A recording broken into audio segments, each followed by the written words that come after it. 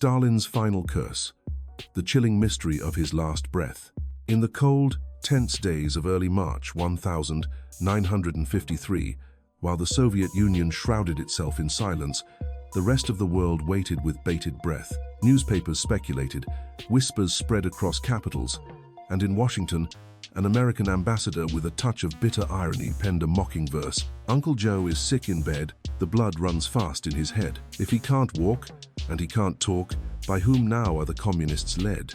Yet in Moscow, there was nothing humorous about the mood. Behind the heavy doors of the Kremlin and the guarded gates of Stalin's secluded dacha, the reality was grim.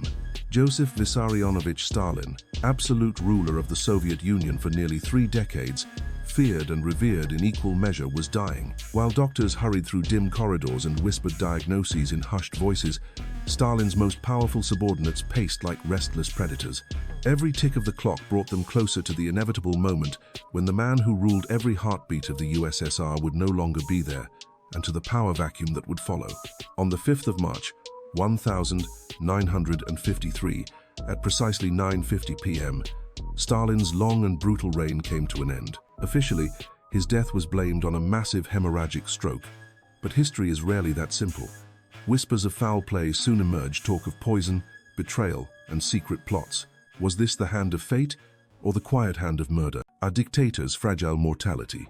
For nearly 30 years, Joseph Stalin had bent the Soviet Union to his will, reshaping its politics, rewriting its history, and ruling through a climate of fear so deep that even his closest allies dared not breathe too freely in his presence. Yet beneath the steel image of the man of steel lay a truth he refused to face. His own health was fragile, and his habits were steadily killing him. Stalin had never valued physical well-being. Exercise was a foreign concept to him. Even a simple walk was, in his later years, unthinkable. In youth, exile in the wilds of Siberia had forced him to hunt, but once the necessity vanished, so too did any interest in activity.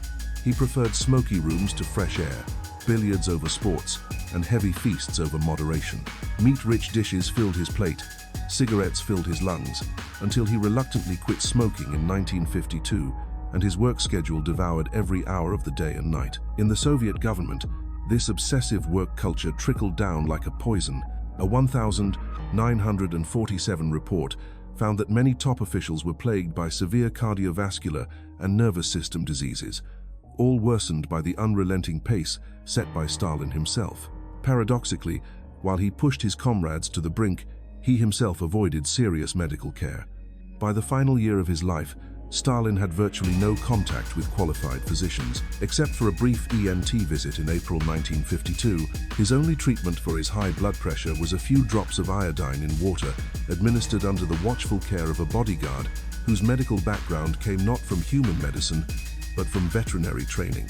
Even his daughter was shocked when she saw the crude care her father received. Stalin's paranoia about doctors intensified after several prominent Soviet physicians were arrested and tortured in the infamous doctor's plot, meant that professional medical attention was almost non-existent.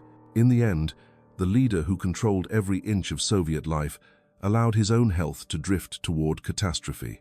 By the 3rd of March, 1953, the end was no longer in doubt.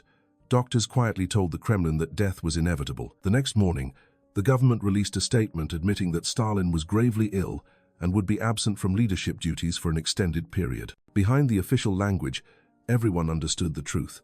The dictator was on his deathbed, and the Soviet Union was about to change forever. The night of Stalin's death, from silence to shadows.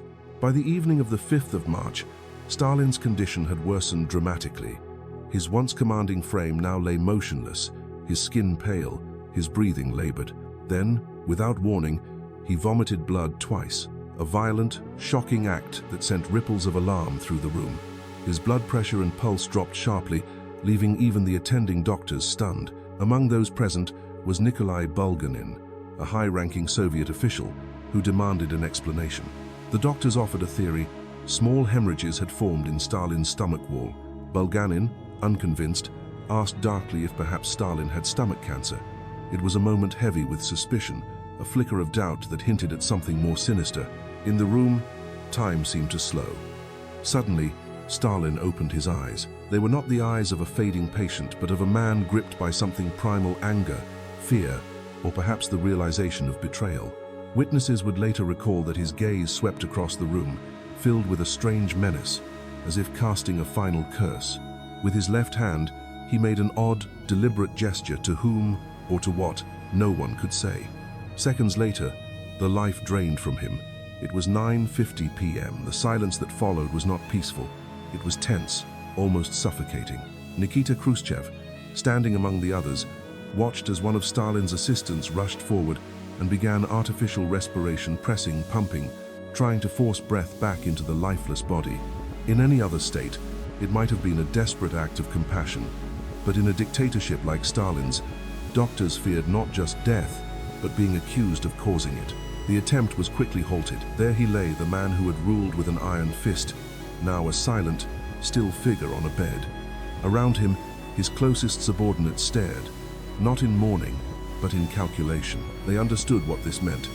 The game for succession had begun. The official autopsy, published in Pravda 2 days later, confirmed extensive bleeding in the left side of Stalin's brain, along with numerous hemorrhages in his heart, stomach, and intestines, and severe hardening of his arteries. The report concluded that no medical treatment could have prevented the outcome. Stalin's brain, like Lenin's before him, was removed for study at the Brain Institute in Moscow, though Pravda's account was suspiciously brief, omitting many details of its condition. For the public, the message was clear.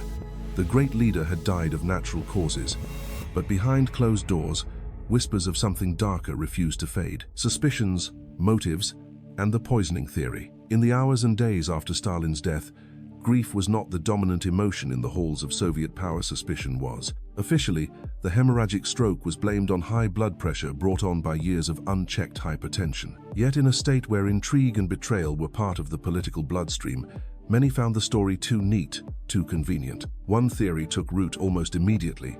Stalin had been poisoned. The suspect?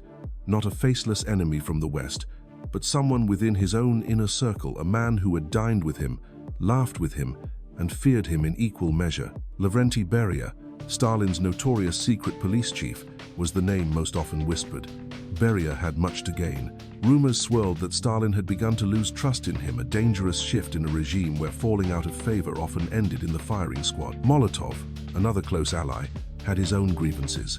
5 years earlier, his wife Polina had been arrested on Stalin's orders, accused of treason and exiled.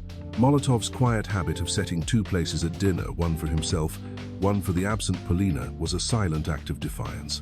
Others, like Georgy Malenkov and Nikita Khrushchev, were equally aware that as long as Stalin breathed, their careers and even their lives hung by a thread. The dictator's paranoia had grown so intense that even the highest-ranking officials lived in fear of sudden arrest.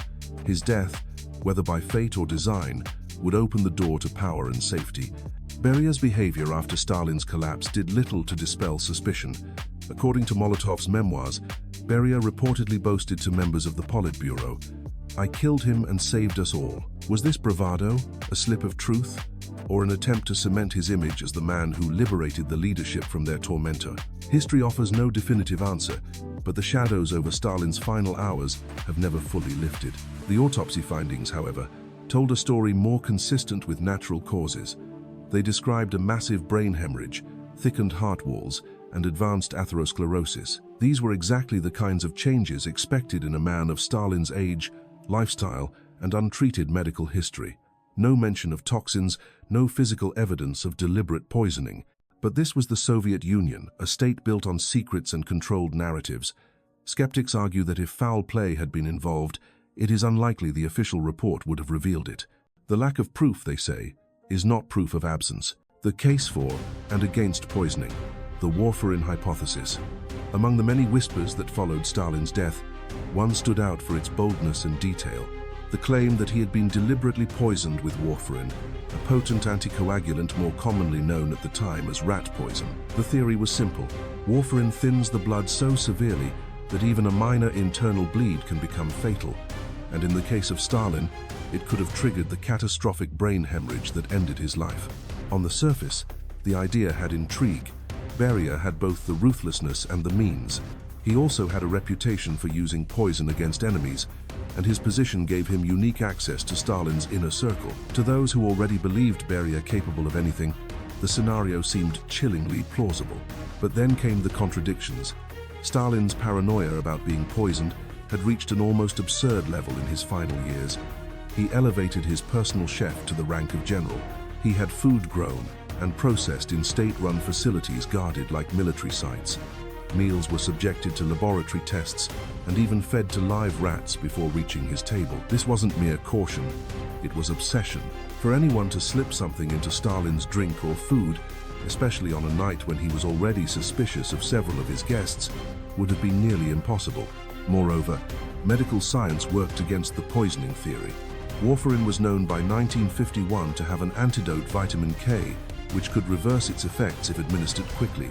And unlike a fast-acting toxin, warfarin kills slowly. Overdose cases from that era show symptoms developing over several days, sometimes even weeks, not in the space of a single night. Consider this. In 1954, a Korean family accidentally consumed warfarin-laced corn bait for days before the first symptoms appeared.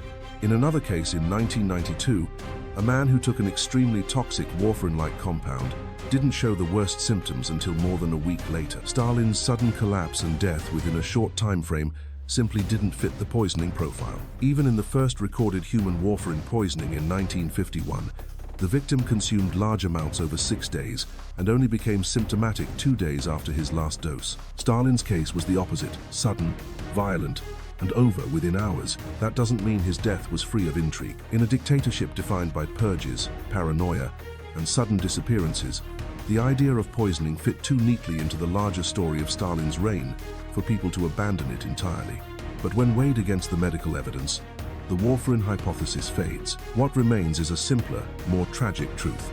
Stalin, an aging, inactive man in his mid-70s with untreated hypertension and a lifetime of poor health habits, likely died exactly as the Soviet government claimed, from a massive hemorrhagic stroke. In the words of Yugoslav leader Josip Broz Tito, one of Stalin's greatest rivals, nature is allied with justice. Special section: rare and unknown details about Stalin's final days.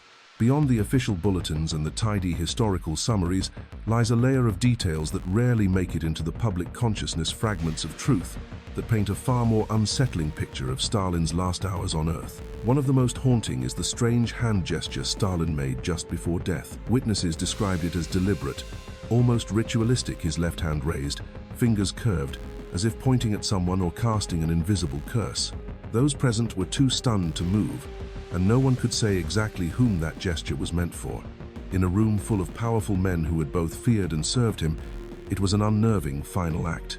Another little-known fact: Stalin's medical team, in his final months, barely qualified for the term. Since January 1952, except for one visit to an ear, nose, and throat specialist, Stalin had effectively cut himself off from proper medical care. His hypertension, the silent killer that would ultimately burst the blood vessels in his brain, was treated only with a few drops of iodine in water. The man overseeing this treatment was not a doctor, but a bodyguard with some veterinary training. Even Stalin's daughter, Svetlana, was appalled at the crude, almost medieval nature of his care. There was also the political theater unfolding in the background. Just a year before his death, Stalin had personally overseen the arrest of several prominent Soviet doctors, accusing them of plotting to kill high-ranking officials. This doctor's plot deepened his paranoia to the point where calling in a physician became an act of political risk. Ironically, when Stalin's own life hung in the balance, the fear he had cultivated among medical professionals meant that they hesitated and precious hours slipped away. Perhaps the most chilling postscript is the behavior of Lavrentiy Beria in the hours following Stalin's collapse. Some accounts say he ordered the guards away from Stalin's bedroom, effectively isolating the dying leader until the next morning. Whether this was calculated neglect or simply political maneuvering is still debated, but the delay in treatment almost certainly sealed Stalin's fate. These fragments, the gesture, the unqualified caregiver, the paralyzing fear of doctors, and the possible calculated inaction of his closest ally, add an eerie texture to the official version of events. They don't prove murder, but they do show that Stalin's death was not just the product of failing health. It was the inevitable end of a system he himself had built, one where fear suffocated truth, and trust was a luxury no one could afford. Conclusion: the end of an era, the birth of a new struggle. Joseph Stalin's death on the 5th of March, 1000, 953, was more than the passing of a man. It was the closing act of one of the most brutal and transformative chapters in 20th century history. For nearly 3 decades, he had shaped the Soviet Union in his image, building an empire through industrial might, wartime resilience, and an unrelenting machinery of fear. And yet, in the end, the man who had outmaneuvered political rivals, survived assassination attempts, and ruled over millions, fell not to a bullet or a coup, but to his own failing body. Whether his final hours were